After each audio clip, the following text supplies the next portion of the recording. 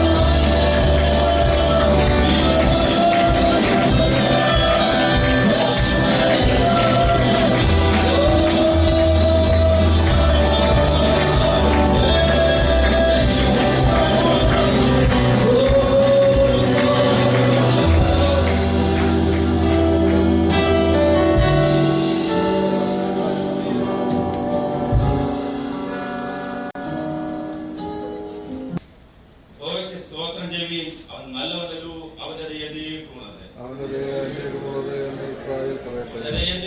തന്നെ അഹരോൻ ഗൃഹം പറയട്ടെ.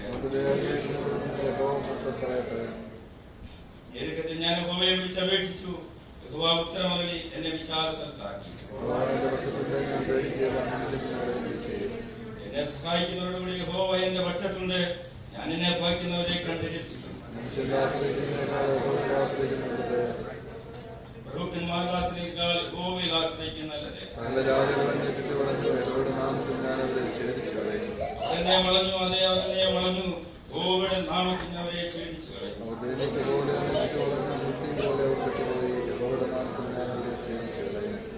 ഞാൻ വീട് വന്നിട്ടുണ്ട്, നീ എന്നെ തള്ളി, എങ്കിൽ യഹോവ എന്നെ സഹായിച്ചു. വിലാസത്തിന്റെയും ജയത്തിന്റെയും ദോഷം നീതിമാന്മാരുടെ കൂടാരങ്ങളിലുണ്ട്. യഹോവയുടെ വലങ്കൈ വീര്യം പ്രവർത്തിക്കുന്നു. ഞാൻ മരിക്കയിൽ ഞാൻ ജീവനോട് ഇരുന്ന് യഹോവയുടെ പ്രവൃത്തിയെ വർണ്ണിക്കും. നീതിയുടെ വാതിൽ എനിക്ക് തുറന്നിരുവേൻ. ഞാൻ അവയിൽ കൂടി കടന്ന് യഹോവയ്ക്ക് സ്തോത്രം ചെയ്യും. നീ എനിക്ക് ഉത്തരം വഴി എന്റെ രക്ഷയായി തീർന്നിരിക്കാൻ ഞാൻ നിനക്ക് സ്തോത്രം ചെയ്യും. ഇത് യഹോവയാൽ സംഭവിച്ചു, നമ്മുടെ ദൃഷ്ടിയിൽ ആശ്ചര്യമായിരിക്കുന്നു. യഹോവയെ ഞങ്ങളെ രക്ഷിക്കണമേ, യഹോവയെ ഞങ്ങൾക്ക് ശുഭത നൽകണമേ.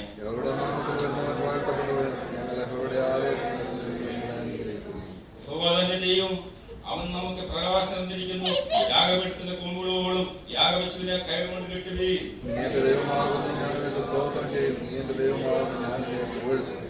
നമുക്ക് ചേർന്ന് വായിക്കാം.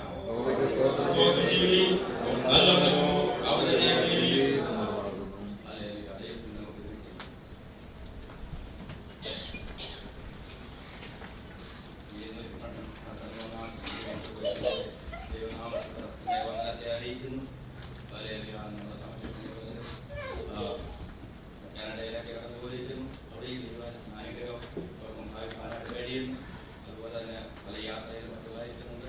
അവർക്കെല്ലാം ദൈവസാന്നിധ്യം തിരിച്ചറിയുവാൻ നമ്മളിവിടെ ആരാധിക്കുമ്പോൾ തന്നെ കർത്താവിന്റെ സാന്നിധ്യം അവർക്ക് തിരിച്ചറിയുവാൻ ഇടയാക്കേണ്ടത് നമുക്ക് പ്രാർത്ഥനയോടെ ദിവസങ്ങളിലായിരിക്കാം.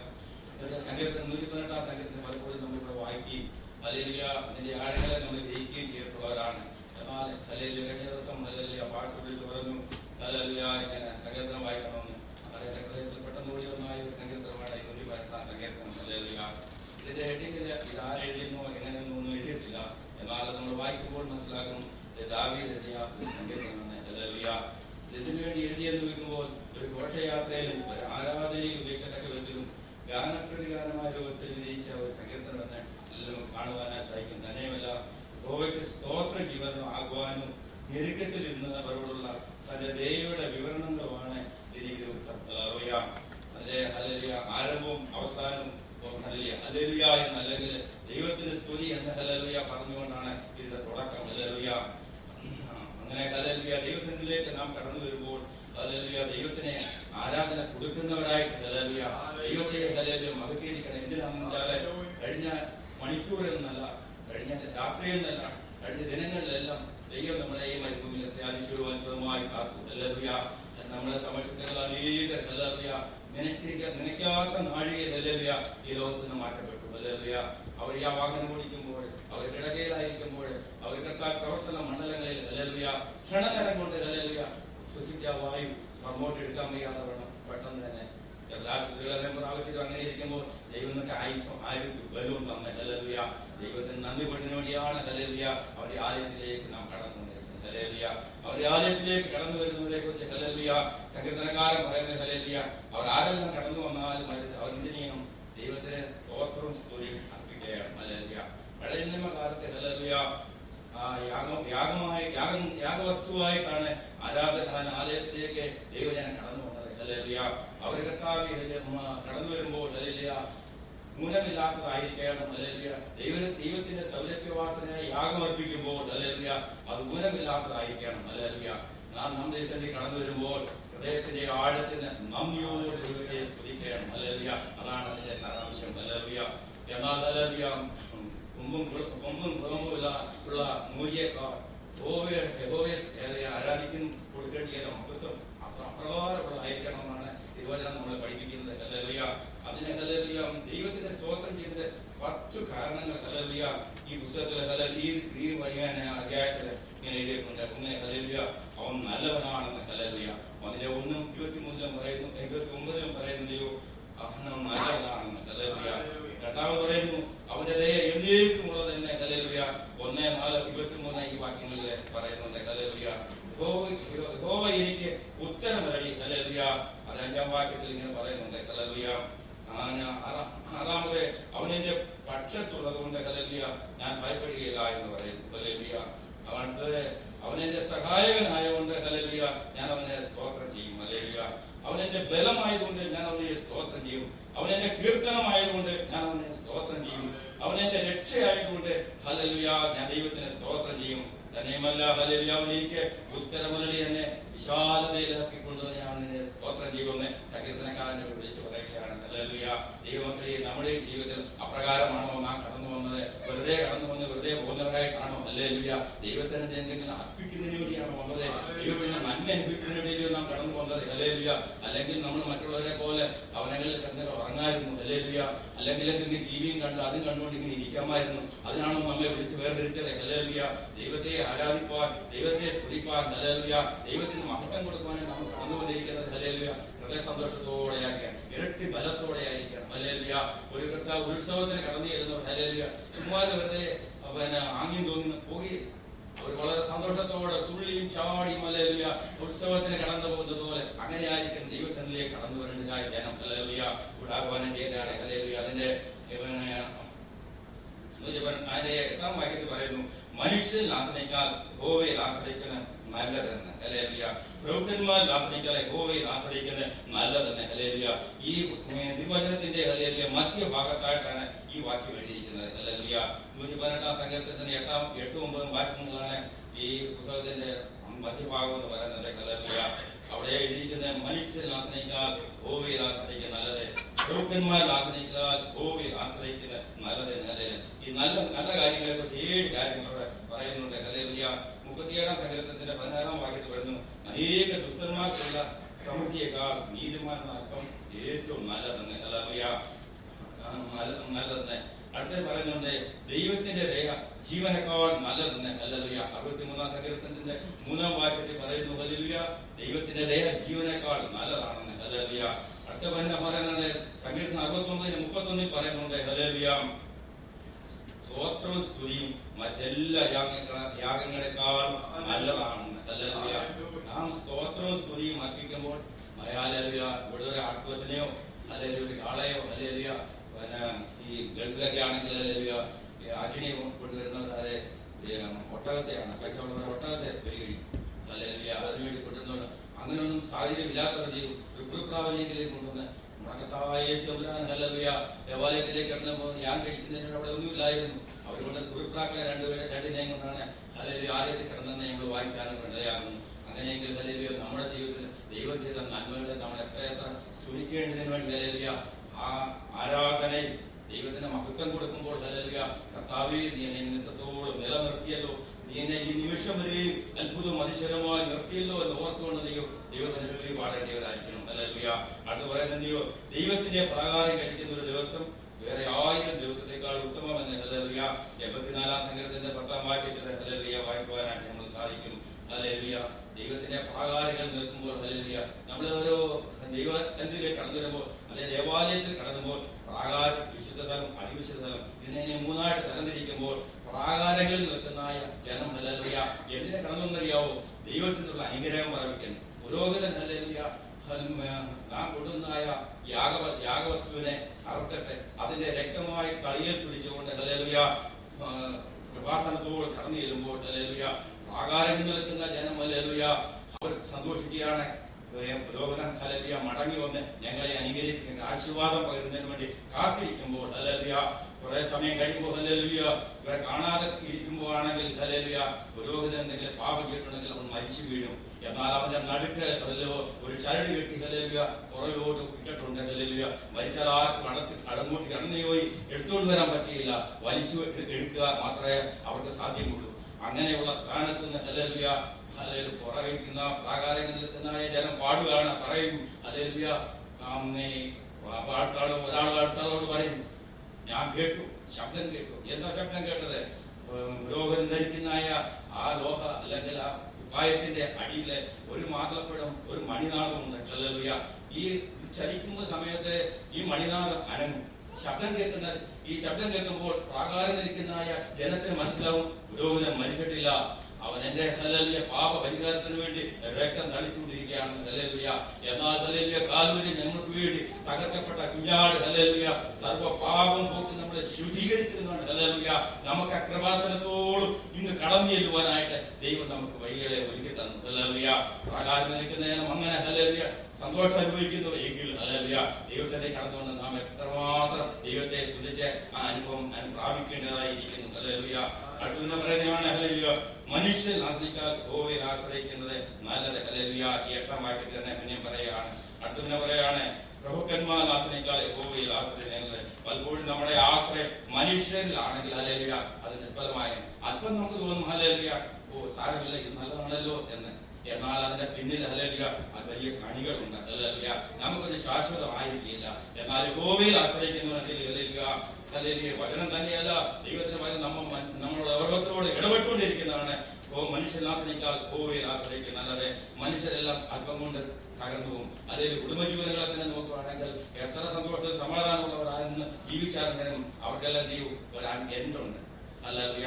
അവസാനം ഹല്ലേലൂയ കലറുണ്ട്. അവരുടെ സ്നേഹവും അവരുടെ കാര്യങ്ങളെല്ലാം അവസാനിക്കും. എന്നാൽ നമ്മളെ ഹല്ലേലൂയ നമുക്ക് ജീവൻ തന്നെ നമ്മളെ രക്ഷയിലേക്ക് കൊണ്ടുവന്ന നമ്മുടെ കർത്താവ് ഹല്ലേലൂയ നിത്യത വരെയും നമ്മളെ ഹല്ലേലൂയ ഈ സ്നേഹം നമ്മളെ കൊണ്ടുചെല്ലും. ഹല്ലേലൂയ. ആകയാൽ നിത്യ സന്തോഷം അനുഭവിപ്പാൻ, നിത്യ സമാധാനം അനുഭവിപ്പാൻ, നിത്യ കൃപ അനുഭവിപ്പാൻ ദൈവം നമ്മളെ വിളിച്ചു വേർതിരിച്ചല്ലോ എന്ന് ഓർത്തുകൊണ്ട് ദൈവത്തെ നന്ദിയോട് ദൈവത്തെ സ്നേഹിക്കേണ്ടതായിരിക്കുന്നു. ഹല്ലേലൂയ. അടുത്താണ് പറയുന്നത് ഹല്ലേലൂയ 1000 പൊൻവെള്ളി നാണയത്തെക്കാൾ ഭൂമിയിൽ നിന്റെ വായുന്ന ന്യായപ്രമാണം എനിക്ക് എത്ര ഉത്തമം. ഹല്ലേലൂയ. 119-ാം സങ്കീർത്തനത്തിന്റെ 72-ാം വാക്യത്തിലാണ് ഹല്ലേലൂയ എഴുതിയിരിക്കുന്നത്. ഹല്ലേലൂയ. ഹല്ലേലൂയ പലപ്പോഴും ഹല്ലേലൂയ 1000 പൊൻവെള്ളി നാണയത്തെക്കാൾ ഭൂമിയുടെ വായിൽ നിന്ന് ന്യായപ്രമാണം. ഹല്ലേലൂയ.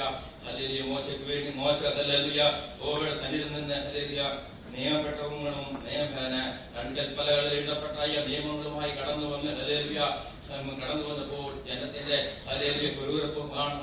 ജനം ഹല്ലേലൂയ കാളക്കുട്ടിയെ ആരാധിക്കും കണ്ടപ്പോൾ അതിനെ ഉടച്ചു കളഞ്ഞ് ഹല്ലേലൂയ മാറിപ്പോയ സ്ഥാനത്ത് നിന്ന് ഹല്ലേലൂയ ദൈവം രണ്ടാമത് വിധിയും മോശയോട് പറഞ്ഞു, മോശേ നീ രണ്ടാമത് 2 കൽപ്പലകൾ ചുറ്റിക്കൊണ്ടുവാ, ഞാൻ എഴുതിത്തരാം. യഹോവയാൽ എഴുതപ്പെട്ട ഹല്ലേലൂയ അഗ്നിമയമായ ഹല്ലേലൂയ പ്രമാണം അവർക്ക് കൊടുത്തു. ഹല്ലേലൂയ. ഈ പ്രമാണം കൊണ്ട് ഹല്ലേലൂയ ജനം ഹല്ലേലൂയ അതിനെ വിട്ട് ഇടത്തോട്ടോ വലത്തോട്ടോ തിരിയാതെ ഹല്ലേലൂയ നിത്യതയ്ക്ക് വേണ്ടി ഒരുക്കപ്പെട്ടവരായി ഹല്ലേലൂയ ഒരു പ്രയാണം ഭയത്തോട് കഴിച്ചാൽ ഹല്ലേലൂയ നമുക്കൊരു നിത്യവാസമുണ്ട്. ഹല്ലേലൂയ.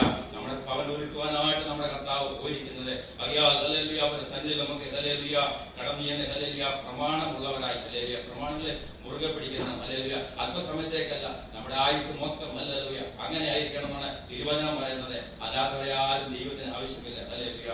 ഹല്ലേലൂയ. യഹോവ ദാവീദിന് എന്തായിരുന്നു എന്ന് എങ്ങനെയായിരുന്നു എന്ന് ഹല്ലേലൂയ 6 കാര്യങ്ങൾ ഹല്ലേലൂയ ഈ അധ്യായത്തിൽ എഴുതിയിട്ടുണ്ട്. ഹല്ലേലൂയ. അതിന്റെ ദാവീദിനാണെങ്കിൽ നമ്മുടെ ജീവിതത്തിലും ഹല്ലേലൂയ എങ്ങനെയായിരുന്നു. ഹല്ലേലൂയ. അവനെ നമുക്ക് ദൈവം പ്രാർത്ഥനയ്ക്ക് ഉത്തരവാദിത്തമായിരുന്നു. പ്രാർത്ഥനയ്ക്ക് ഉത്തരവാദിത്തമായിരുന്നു. രണ്ടാമതും ദൈവം അവൻ നമ്മുടെ സഹായിയായിരുന്നു. ഹല്ലേലൂയ. അവൻ നമ്മുടെ ആശ്രയമായിരുന്നു. അവൻ നമ്മുടെ ബലമായിരുന്നു. അവൻ നമ്മുടെ രക്ഷകനായിരുന്നു. അവൻ നമ്മുടെ ദൈവമായിരിക്കും. ഹല്ലേലൂയ. നമ്മുടെ നെഞ്ചത്തോട് കൈവച്ച് പറയാൻ പറ്റുമോ, ഈ ദൈവം എന്റെ ദൈവം എന്ന്. ഹല്ലേലൂയ. ഹല്ലേലൂയ. ഹല്ലേലൂയ. പലപ്പോഴും ഹല്ലേലൂയ നമ്മള് പെട്ടെന്ന് ഓർമ്മവരുന്ന യോബനെയാണ്. യോബന്റെ ഹല്ലേലൂയ കാര്യം നമ്മൾ നോക്കുമ്പോൾ സകലതും നഷ്ടപ്പെട്ട സ്ഥാനത്ത് ഹല്ലേലൂയ ഹല്ലേലൂയ അവന്റെ ദൈവത്തെ തിരിച്ചു പറഞ്ഞു. ഹല്ലേലൂയ. ഹല്ലേലൂയ. അവന്റെ ഭാര്യ പോലും പറഞ്ഞു, ഈ വേദന അനുഭവിക്കാതെ ദൈവത്തെ തിരിച്ചറിഞ്ഞ് പോകും എന്ന് പറഞ്ഞ സ്ഥാനത്ത് പോലും ഹല്ലേലൂയ ഇവര് കുട്ടിയെ പോലെ സംസാരിക്കുന്നുണ്ട്. ഹല്ലേലൂയ. ദൈവത്തിന്റെ നന്മ അനുഭവിക്കുക മാത്രമല്ല തിന്മയും കൂടെ അനുഭവിക്കരുതോ എന്ന് ചോദിച്ച് ഹല്ലേലൂയ ആശ്വസിപ്പിക്കുന്ന ഹല്ലേലൂയ യോബ്. ഹല്ലേലൂയ. ഒരു വാക്കിന്റെ ഹൃദയത്തിലോ എന്റെ വാക്കിലോ ഒരു ദൈവത്തിനെതിരെ ഹല്ലേലൂയ ഒരു വാക്കും പറഞ്ഞതായിട്ട് നമുക്ക് ദൈവത്തിൽ വായിക്കുന്നില്ല. ഹല്ലേലൂയ. അങ്ങനെയെങ്കിൽ ഹല്ലേലൂയ ഈ ദൈവം എന്റെ ദൈവം എന്ന് ഹല്ലേലൂയ എല്ലാവർക്കും പറയാനായിട്ട്. ഹല്ലേലൂയ. നമ്മളെ പ്രയാദിച്ചു അത്ഭുതമായാണ് ഈ മരുഭൂമി ദൈവം നടത്തിയത്. ഹല്ലേലൂയ. ശത്രു അതിനായിട്ടിരിക്കുന്നോ തേനീച്ച പോലെ ചുറ്റി വളർന്നിട്ടും ഹല്ലേലൂയ വീഴുവാൻ തക്കവണ്ണം ആഞ്ഞു തള്ളിയിട്ടും ഹല്ലേലൂയ സകലവും നഷ്ടമായ സ്ഥാനത്തും ഹല്ലേലൂയ കർത്താവ് പറയാണ്, ഭയപ്പെടേണ്ട, പേടിക്കേണ്ട, ഞാൻ നിന്നോട് കൂടെയുണ്ട്. ശ്രമിച്ചു നോക്കണം, ഞാൻ നിന്റെ ദൈവമാണെന്നാണ് ഹല്ലേലൂയ ദൈവം പറയുന്നത്. ഹല്ലേലൂയ. അടുത്തവനെ പറയാണ് ഹല്ലേലൂയ നമ്മളെ ഹല്ലേലൂയ ചിക്കാഗോയിലുണ്ടായ മുമ്പ് പണ്ട് ചിക്കാഗോയിലുണ്ടായ ഒരു വലിയ അഗ്നിബാധയിൽ ഹല്ലേലൂയ ദേവദാസനായ മോഡി ഹല്ലേലൂയ സകലം തന്നെ നഷ്ടപ്പെട്ട സ്ഥാനത്തെ ഹല്ലേലൂയ ഒരു മനുഷ്യൻ രാവിലെ എന്നിട്ട് മിസ്റ്റർ മോഡി നിങ്ങൾക്കുള്ളതെല്ലാം സകലം നഷ്ടപ്പെട്ടു അല്ലേ എന്ന് ചോദിക്കുമ്പോൾ ഹല്ലേലൂയ മോഡി പറയുന്നത് ഹല്ലേലൂയ ഇല്ല, എല്ലാം നഷ്ടപ്പെട്ടില്ല, ഒന്നെനിക്ക് നഷ്ടപ്പെട്ടില്ല, എന്റെ കർത്താവ് എനിക്ക് നഷ്ടപ്പെട്ടില്ല. ഹല്ലേലൂയ. നമ്മുടെ ജീവിതത്തിലാണ് സകലതും നഷ്ടപ്പെട്ടത് നമുക്ക് തോന്നും. ഹല്ലേലൂയ. ഇല്ല, ഒന്നുണ്ട്, അത് നമ്മുടെ കർത്താവ് നമ്മുടെ കൂടെ ഉണ്ടെങ്കിൽ ഹല്ലേലൂയ സകല യോബിന് കൊടുത്തതുപോലെ 10 മടങ്ങ് ഹല്ലേലൂയ അങ്ങനെ ആശ്വസിക്കാനായിട്ട് നമുക്ക് കഴിയും. ഹല്ലേലൂയ.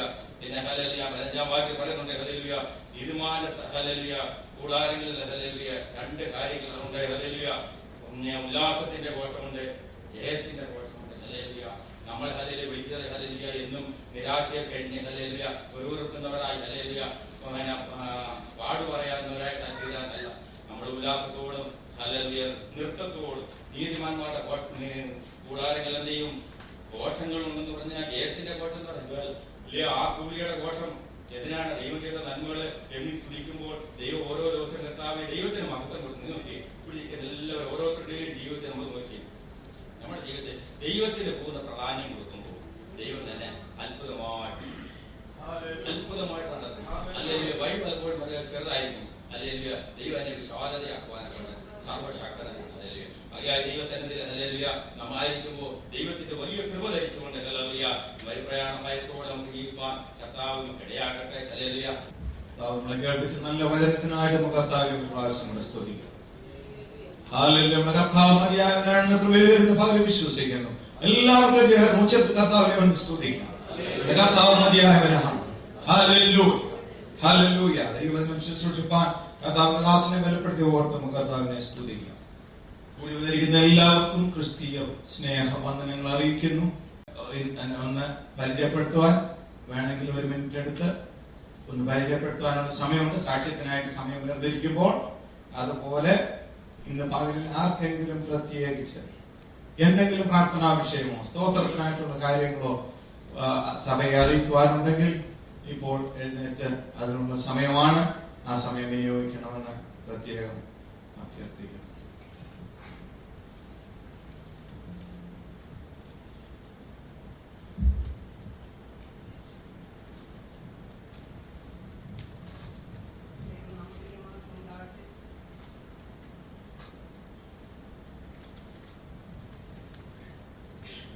ദൈവനാമത്തിന് മാത്രം ഉണ്ടാകട്ടെ. കഴിഞ്ഞ ഓരോ ദിവസങ്ങളിലും ഓരോ നിമിഷവും അടിയനെയും കുടുംബമായി കുടുംബങ്ങളിൽ കാത്ത് പരിപാലിച്ച് ഒരു ദിവസത്തായുസ് കൂടി ദാനമായി തന്നു. അമേരിക്കയിൽ കടന്നു വന്ന് ഈ സഭയിൽ ഈ സഭാംഗങ്ങളും ദേവദാസനും കുടുംബങ്ങളുമെല്ലാം ചേർന്ന് ആരാധിപ്പാൻ ദൈവം ഒരുക്കിയ നല്ല സാവകാശത്തെ ഓർത്ത് ഞാൻ നന്ദി ഹൃദയത്തോടെ സ്തുതിക്കുന്നു, വാഴ്ത്തിപ്പോഴ്ത്തും. ഇതിന് ഞങ്ങൾ യോഗ്യതയുള്ളവരൊന്നുമല്ല. ഞങ്ങൾ തലമുറയില്ലാതെ ഭാരപ്പെട്ടിരുന്നു. 2 തലമുറകളെ തന്നു, 2 വൈത്തന്നെ തന്നു. അവരെ ദൈവം അനുഗ്രഹിച്ചു. ഞങ്ങൾ ഈ ഇതിലൊന്ന് കടന്നു വരുവാൻ ഒരു യോഗ്യതയുമില്ല. ആ സ്ഥാനത്ത് ദൈവം ഞങ്ങളെ സ്നേഹിച്ചു. ഞങ്ങൾ പല അമ്പലങ്ങളിലും ഓടി നടന്നു. എനിക്ക് 1993 അവസാനമായപ്പോഴേക്ക് ഞാനൊരു രോഗിയായി തീർന്നു. ആസ്മ എന്നെ അതിയായി കഠിനമായി എൻ്റെ ശരീരത്തെ ബാധിച്ചു. പല ഡോക്ടർമാരെയും കണ്ടു, ചികിത്സ തേടി. എങ്കിലും ഒരു പൂർണ്ണമായ ആശ്വാസം തരാതെ രാത്രികാലങ്ങളിൽ വെളുക്കുമരഞ്ഞ് ചൂടുവെള്ളം കുടിച്ച് ഉറങ്ങാതെ തലകടി വെച്ച് ചാരി വെച്ചിരുന്ന ദിവസങ്ങൾ അനേകമായിരുന്നു. അന്ന് എൻ്റെ സഹോദരൻ്റെ ഒരു കുടുംബം കൊല്ലം, ഇന്ത്യയിൽ തന്നെ കൊല്ലത്ത് പട്ടണത്തിൽ ഒരു മകൾ, അവൾ ടീച്ചറായിരുന്നു. അവളോട് സ്നേഹബന്ധമായിരുന്ന ടീച്ചർമാർ വിമല ഹൃദയ സ്കൂളിലുണ്ടായിരുന്നു. അവൾ എൻ്റെ സങ്കടങ്ങൾ അവരെ അറിയിച്ചപ്പോൾ അവർ പറഞ്ഞു, ചാലക്കുടി ഒരു ധ്യാന കേന്ദ്രമുണ്ട്, അവിടെ പോയാൽ സൗഖ്യമാകുന്നത് കേട്ട് മകൾ വീട്ടിൽ വന്നു ഞങ്ങളെ വിളിച്ചു. അവരുടെ കൊണ്ടുപോകാമെന്ന് പറഞ്ഞു. അതിന്റെ തലേ വർഷം കഴിഞ്ഞ അമ്പലത്തിൽ എന്നെ കൊണ്ടുപോയി. അപ്പം മകനും ജനിക്കാതിരുന്നു, മക്കളില്ലാതിരുന്ന് ഞങ്ങൾ പല അമ്പലങ്ങളിൽ നേർച്ച കാഴ്ചകൾ നേർന്നിരുന്നു. അങ്ങനെ പഴനിയിൽ നേർന്നിരുന്നു, മകനെയും കൊണ്ടുപോയിരുന്നു. അങ്ങനെ എന്നെയും നേർച്ച നേർന്ന് അവിടെ എത്തിച്ചു. എങ്കിലും സ്റ്റെപ്പ് പോലും കയറാൻ വയ്യാതെ ഭാരപ്പെട്ട് ഞാൻ അവിടെയും പോയി. എങ്കിലും അവിടെയും എനിക്ക് എൻ്റെ ഒരു ദൈവങ്ങളെ രക്ഷിച്ചില്ല.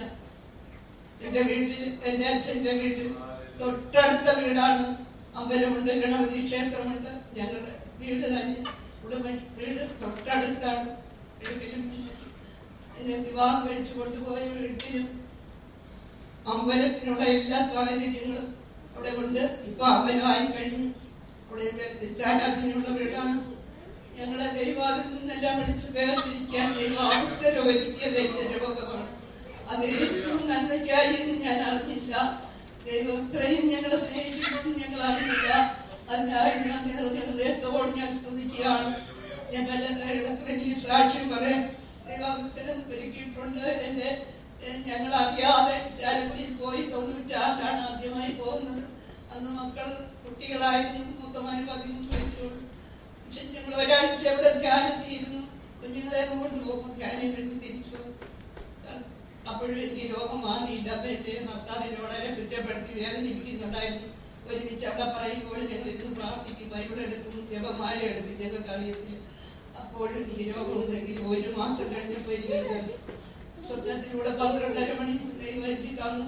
ആകാശത്തിൽ ഞാൻ അതിശക്തിയോടെ തേജസ്സോടെ ദൈവത്തെ കാണാനിടയായി. കട്ടില് കുലുങ്ങി എന്നാണ് ഭർത്താവ് പറഞ്ഞു. പെട്ടെന്ന് ഉണർന്ന് നോക്കിയപ്പോൾ 12:30 മണി സമയം. എനിക്ക് നാമി ചലിക്കുന്നില്ല, എന്റെ ശരീരം വിറയ്ക്കുന്നു. ഞാൻ പറഞ്ഞു, എനിക്ക് നാവും ഇല്ലായിരുന്നു, പറയാൻ വ്യക്തമാകുന്നില്ലായിരുന്നു. ചുണ്ടിട്ട് കഴിഞ്ഞ് ഞാൻ പറഞ്ഞു, ഇങ്ങനെ കണ്ടു എന്ന് പറഞ്ഞു. നീ എന്തിനാ ഭയന്നത്? അപ്പോഴും എന്നെ കുറ്റപ്പെടുത്തുമായിരുന്നു. നിന്റെ അപനമെന്നുള്ള ഓർമ്മയാണോ നിനക്ക് ഇപ്പോഴും? നിന്റെ ദൈവം നിന്നെ രക്ഷിച്ചില്ലല്ലോ, പിന്നെ എന്തിനാ നീ അത് ഓർത്ത് കിടന്നത്? അതുകൊണ്ടാണ് നിന്നെ സൗഖ്യമാക്കാത്തതെന്ന് പറഞ്ഞപ്പോഴും കുറ്റം പറയാം. കണ്ണുനീരോടായിരുന്നു ഞാൻ പല ദിവസങ്ങളിൽ കിടന്നത്. ആ കണ്ണുനീര് ദൈവം കണ്ടു. അങ്ങനെ ഞങ്ങൾ അറിയാതെ പള്ളികളിലൊക്കെ പോയിക്കൊണ്ടിരുന്നു.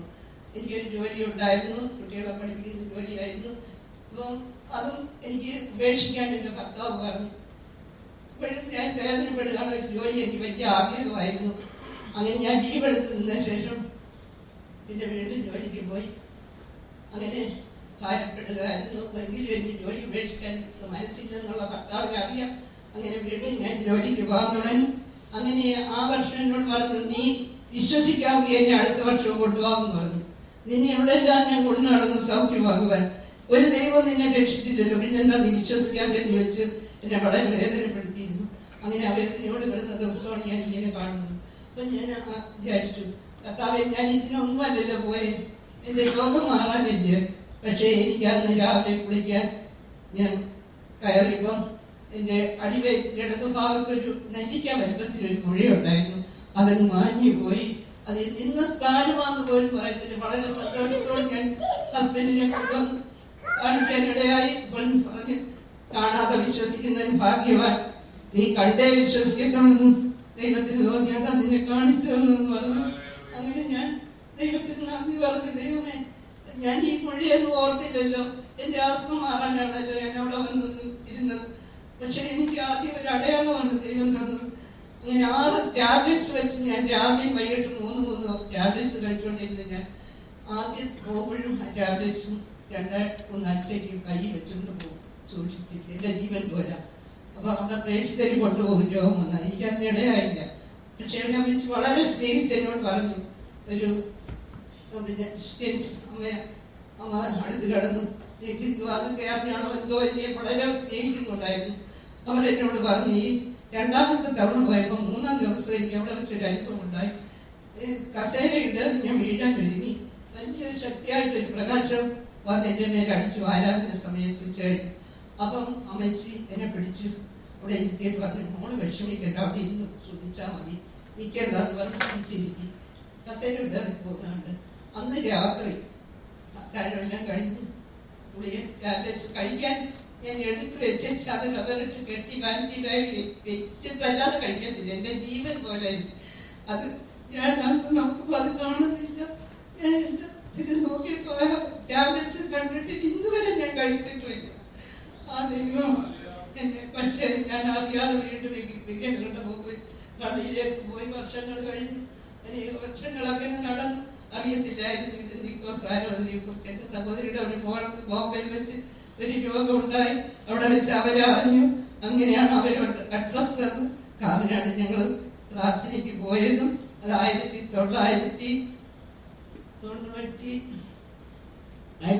2002 ജനുവരി 18 ആദ്യമായിട്ട് ഞങ്ങൾ ആ സഭയിലോട്ട് കടന്നു പോകുന്നു.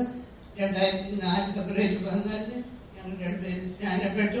പക്ഷെ വർഷങ്ങൾ കഴിഞ്ഞ് മക്കൾ ആയത് കാരണം വചനം കേട്ട മക്കൾ തിരിഞ്ഞു പോയി.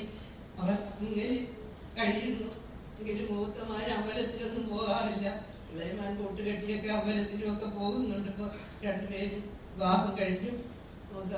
ഇളയമാനൊരു കുഞ്ഞായി. മൂത്തമാന എൻ്റെ ഭാര്യ ഇപ്പം പ്രഗ്നൻ്റാണ്. 8 മാസത്തോളം ആകുന്നു. അതിനുവേണ്ടിയാണ് ഞങ്ങൾ ഈ നാട്ടിൽ വന്നത്. ഡെലിവറി നടന്നു കഴിഞ്ഞ് ഞങ്ങൾ കടന്നു പോകും. അപ്പോൾ എനിക്കൊരു വലിയ ആഗ്രഹമുണ്ട് ഈ ദേശത്ത് വന്ന് ആരാധനയ്ക്ക് വന്നുകൊള്ളു. മകൻ പറഞ്ഞു ഇവിടെ അടുത്തൊന്നുമില്ല, മലയാളികളൊന്നും ഇല്ല, മലയാളം അങ്ങനെയുള്ള ആരാധനയില്ല എന്ന് പറഞ്ഞു. എനിക്കത് അറിയാൻ ഇടയാക്കി തന്ന ദൈവത്തിന് സ്തോത്രം അർപ്പിക്കുന്നു. ഇന്ന് ഈ സഭയിൽ കടന്നു വന്ന് ദൈവമക്കളും പിതാസിനും എല്ലാം ചേർന്ന് ആരാധിക്കുന്ന വലിയ ഒരു സന്തോഷം, സമാധാനം ഞങ്ങൾക്ക് ദൈവത്തെ സ്തോത്രം ചെയ്യുകയാണ്, സ്തുതിക്കുകയാണ്. അങ്ങനെ അവിടെ 4 വർഷം പോയി. അതിനുശേഷം ഇങ്ങനത്തെ നടന്ന അവസാനം ഞങ്ങൾക്ക് ഇങ്ങനെ ഒരു ഭാഗ്യം ദൈവം തന്നു.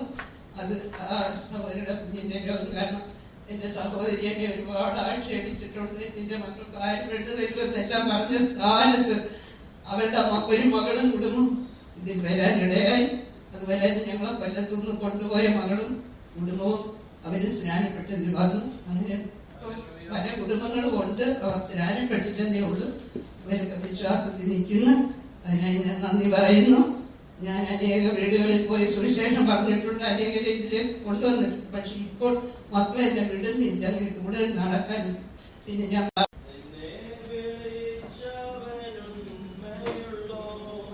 കണ്ണിൻമണി പോലെ കാത്തിടുമേ നിന്നെ വിളിച്ചവനും മേയുള്ളോ. കണ്ണിൻമണി പോലെ കാത്തിടുമേ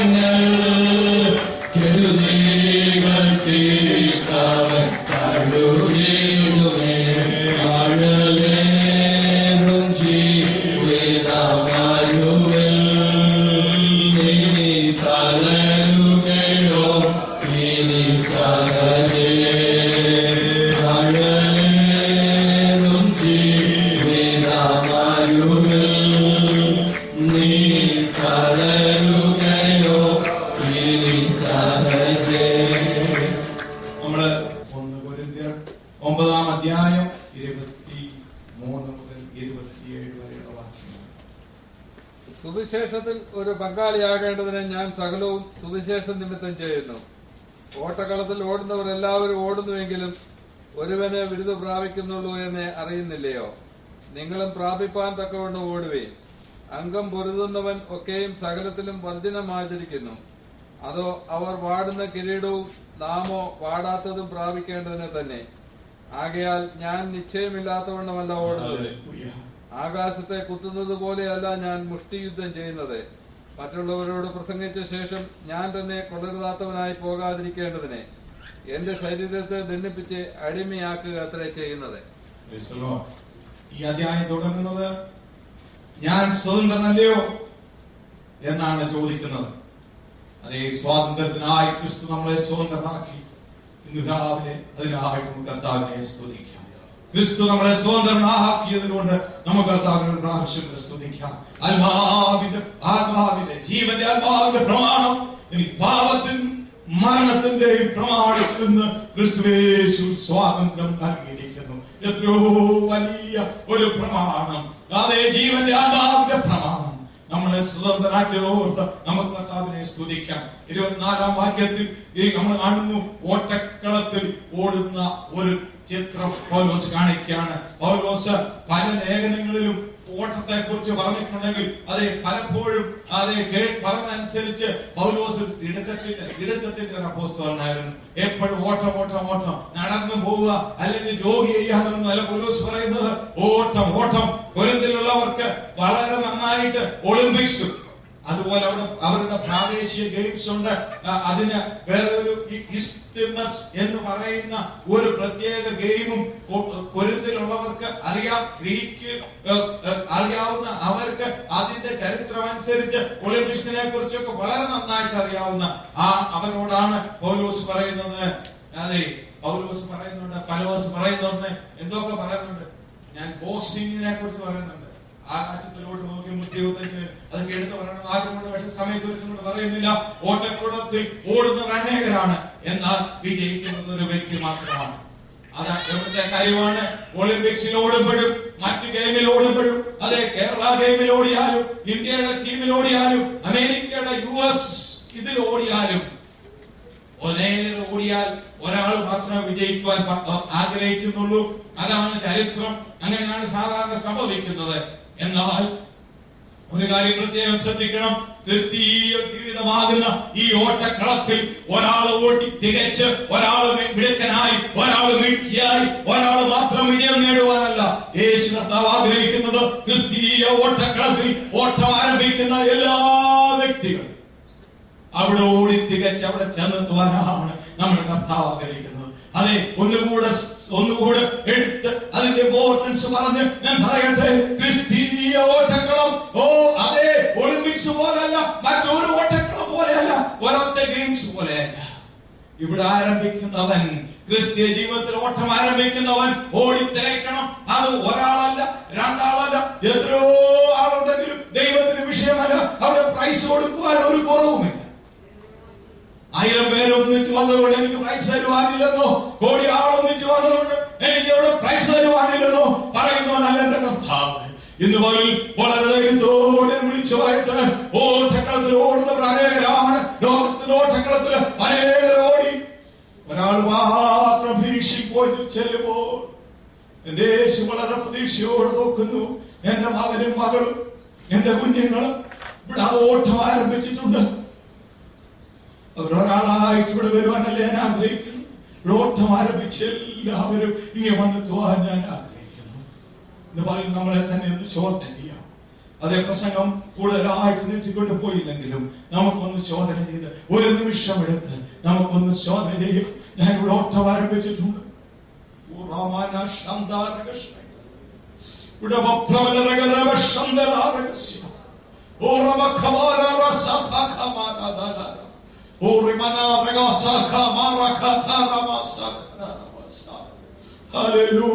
ദൈവത്തിന്റെ ആത്മാവിന്റെ പകലിൽ വളരെ ശാന്തമായി ഇടപെടുന്നു.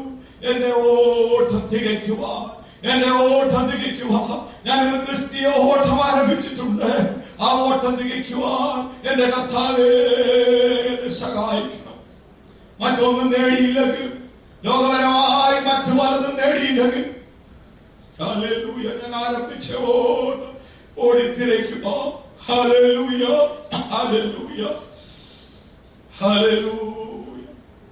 അതേ ചട്ടപ്രകാരം ഓടിയാ എല്ലായിടത്തും വിശദമായിട്ട് പറയുന്നുണ്ട്.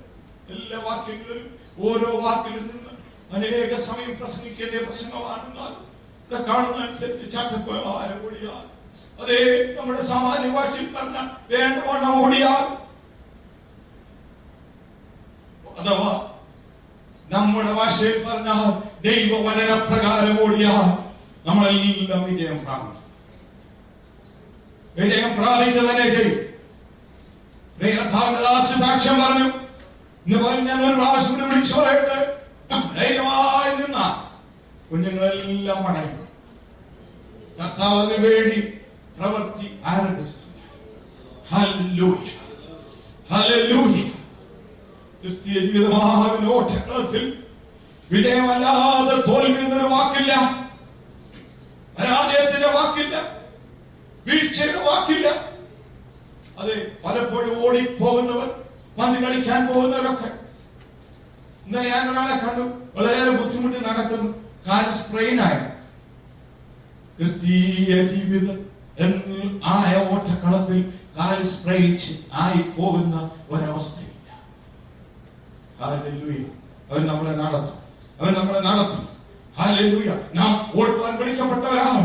ഹല്ലേലൂയ, ഹല്ലേലൂയ, ഹല്ലേലൂയ. അതെ, എത്ര വേഗത്തിൽ നടന്നാലും ജോഗിങ്ങും ആ പതുക്കെയുള്ള നടപ്പും വേഗത്തിലുള്ള നടപ്പും ഓട്ടവും തമ്മിൽ വ്യത്യാസം. പൗലോസ് പറയുമ്പോഴെല്ലാം ഓട്ടം ഓട്ടം ഓട്ടം എന്നാണ് പറയുന്നത്.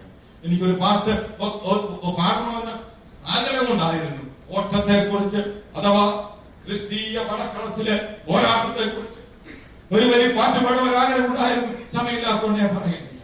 അവിടെയാണ് നമുക്ക് മനസ്സിലാക്കുവാനുള്ളത്. ഹല്ലേലൂയ. ഓടിയെത്തേണ്ട അവസാന സ്ഥലത്ത് നമ്മളെത്തുക എന്നുള്ളതാണ്. അത് പിമ്പിലുള്ളതിനെ മറന്ന് മുമ്പിലുള്ളതിനായിട്ട് നമ്മൾ പലപ്പോഴും അനുഭവമായിട്ടുണ്ട്. പിമ്പിലുള്ളതൊക്കെ ആശ ഇച്ഛ ഒക്കെ അടക്കി ഓടുകയാണെങ്കിൽ നമുക്ക് മുമ്പിൽ വെച്ചിരിക്കുന്ന പലപ്പോഴും നമ്മുടെ ആവശ്യമുള്ള ആശകളല്ല, കർത്താവിന് വേണ്ടിയുള്ള ആശകളല്ല, ദൈവവചനത്തിന് വേണ്ടിയുള്ള ആശകളല്ല ഞാൻ പറയുന്നത്.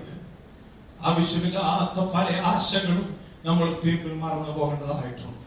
നമ്മൾ വിട്ടുകളയുന്നതെല്ലാം വിട്ടുകളഞ്ഞുകൊണ്ട് ഹല്ലേലൂയ, ഹല്ലേലൂയ.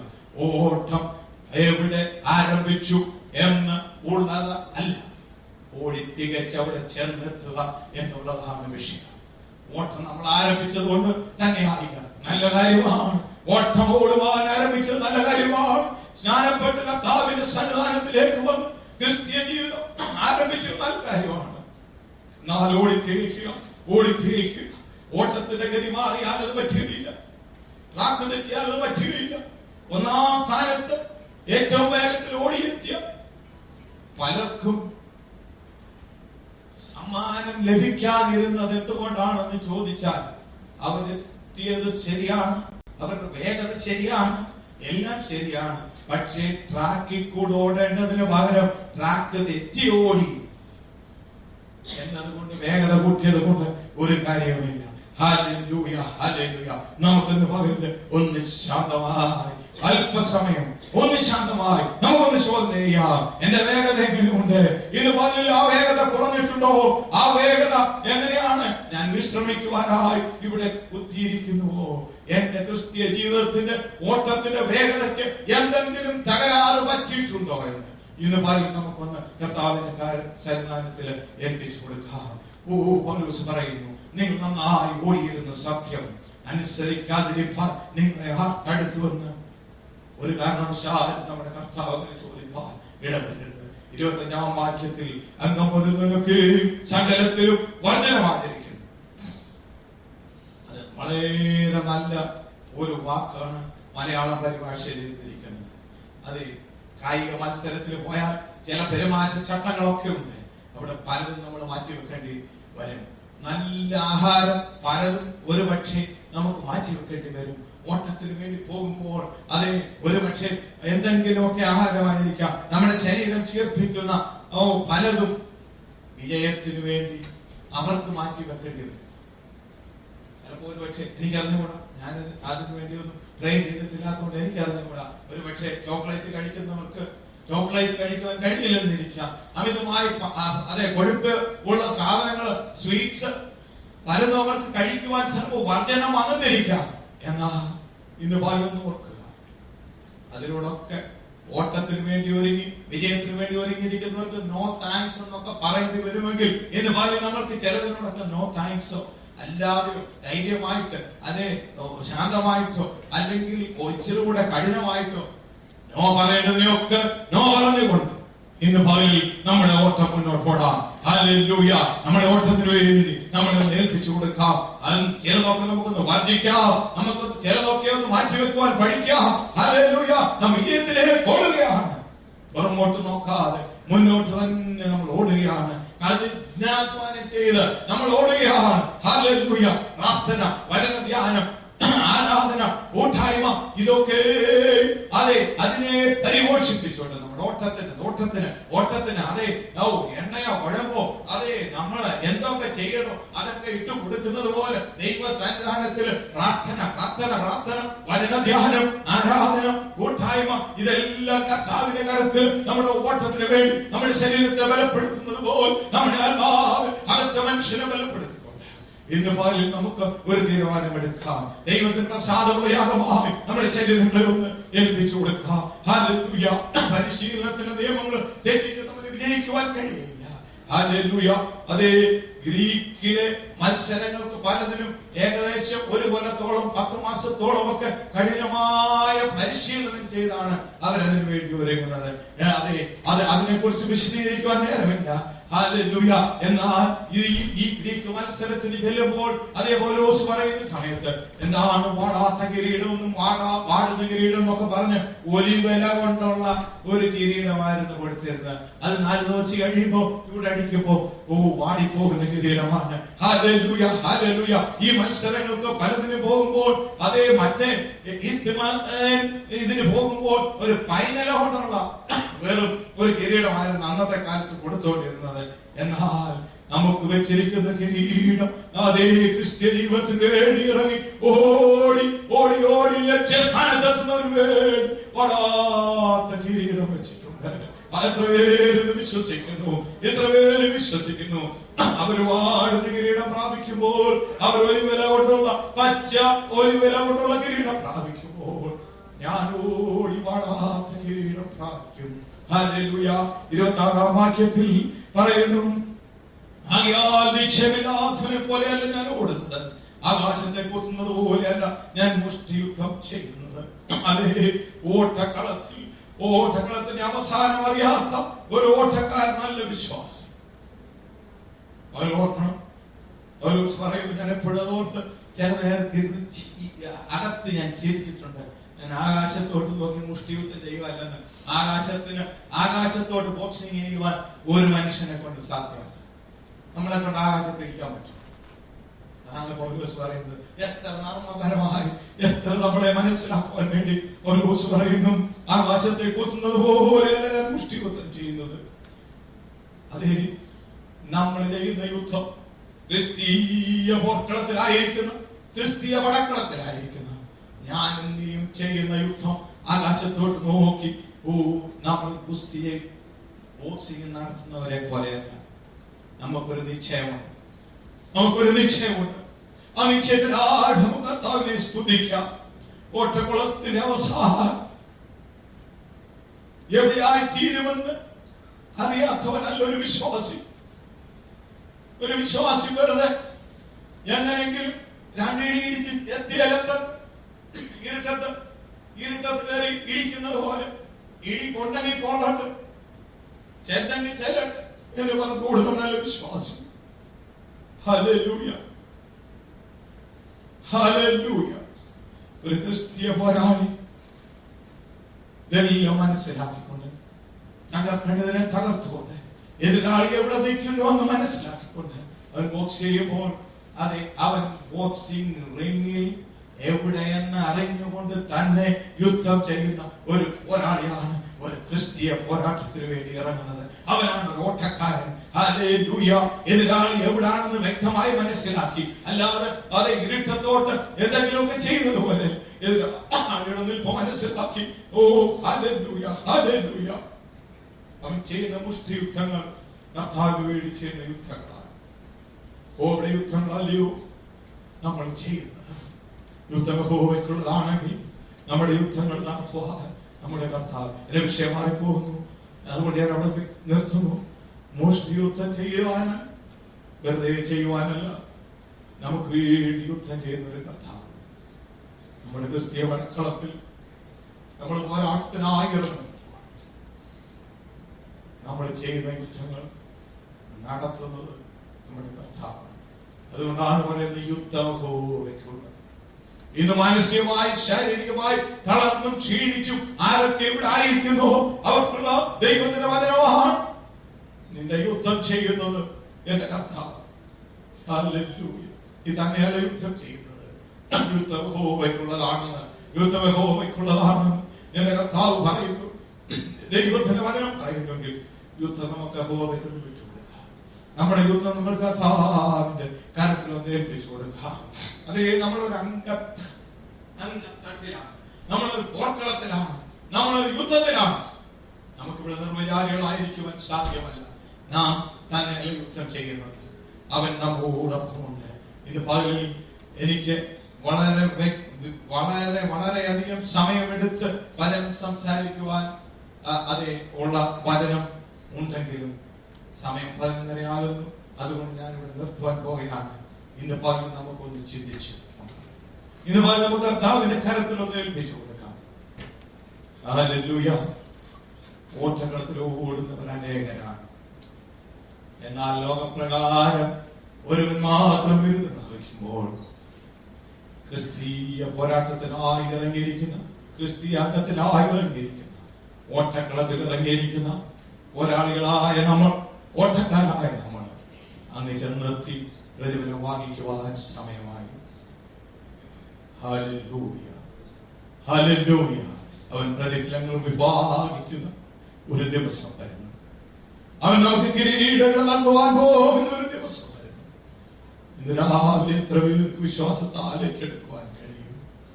ഓട്ടക്കളത്തിൽ ഓടുന്നവർ അതേ ലോകപരമായി നോക്കുമ്പോൾ ഒരു മാത്രം ചെല്ലുമ്പോൾ അവരെല്ലാവരും പ്രാപിക്കുവാൻ തക്കവണ്ണം ഓടുവാൻ നമ്മൾ ആരംഭിച്ചു. നമ്മൾ ഓട്ടം ആരംഭിച്ചവരാണ്. ഇവിടെ ഇരിക്കുന്ന ആരും ഓട്ടം ആരംഭിക്കാത്തവരല്ല. നമ്മൾ ഓട്ടത്തിലാണ്. നമ്മളങ്ങ് ചെന്നെത്തണം.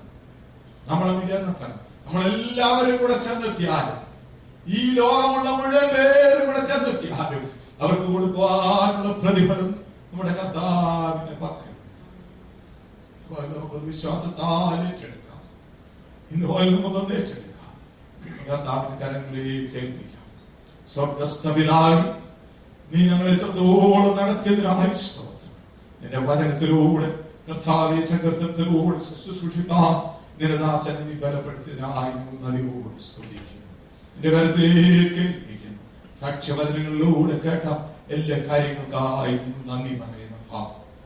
പ്രത്യേകിച്ച് നാട്ടിൽ കർത്താവേ, ദാസൻ കൊടുത്ത വിടുതലായി ഞങ്ങൾ നന്ദിയോടെ നീ സ്തുതിക്കുന്നു. ഞങ്ങളുടെ പ്രാർത്ഥനകളായി ഞങ്ങൾ നന്ദിയോട് സ്തുതിക്കുന്നു.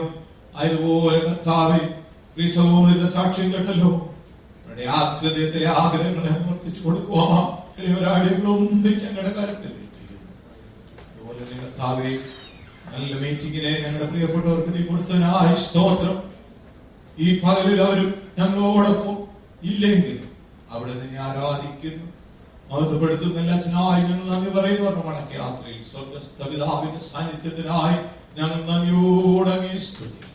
വരും ദിവസങ്ങളിൽ നിന്നെ വരവ് താമസിക്കുന്നു. നടക്കാനുള്ള ശാല ശുശ്രൂഷ, കൺവെൻഷൻ, വരും നാഴ്ച മീറ്റിങ്ങുകൾ എല്ലാറ്റിലും സാന്നിധ്യമുള്ളതിനായി ഞങ്ങൾ നന്ദിയോടങ്ങി സ്തുതിക്കുന്നു. ഇന്ന് ഉച്ചയ്ക്ക് കർത്താവേ, ഈ 11:30 ശേഷം ഞങ്ങളുടെ കുഞ്ഞുങ്ങളുമായി നമുക്ക് നിന്നെ ആരാധിപ്പാൻ നീ അവസരങ്ങൾ ഒരുക്കുന്നതിനായി നന്ദിയോട് സ്തോത്രം. ആരാധനത്തിന്റെ വലിയ സാന്നിധ്യം അയക്കണമെന്ന് പ്രാർത്ഥിക്കുന്നു. കർത്താവേ, ഒരു പ്രാവശ്യം കൂടെ നിന്റെ കരത്തിലേക്ക് അടിയങ്ങളെ താഴ്ത്തുന്നു. ഞങ്ങൾ ഓട്ടം ആരംഭിച്ചിരിക്കുന്നത് കർത്താവേ, ഓടിത്തികയ്ക്കുവാൻ തളർന്നു പോകാൻ വീണു പോകാതെ, ക്ഷീണിച്ചു പോകാതെ, അടുത്തു പോകാതെ അവിടുത്തെ വരവെങ്കിൽ ഞങ്ങൾ കാണപ്പെടുവാൻ സ്വർഗത്തിലെ ദൈവമണിയാക്കും. ഞങ്ങളുടെ പ്രാർത്ഥനയുടേതായി ഞങ്ങൾ നന്ദിയോടെ അങ്ങയെ സ്തുതിക്കുന്നു. എല്ലാ ആവശ്യങ്ങളും കർത്താവേ, ഇനി പറയാൻ കഴിയാതിരുന്ന സകല ആവശ്യങ്ങൾക്കും ഞങ്ങളുടെ സാന്നിധ്യം കൂടെ സഹായിക്കും. ഇവിടുത്തെ മാത്രമല്ല എനിക്കായി ഏൽപ്പിക്കും. യേശുവിന്റെ നാമത്തിൽ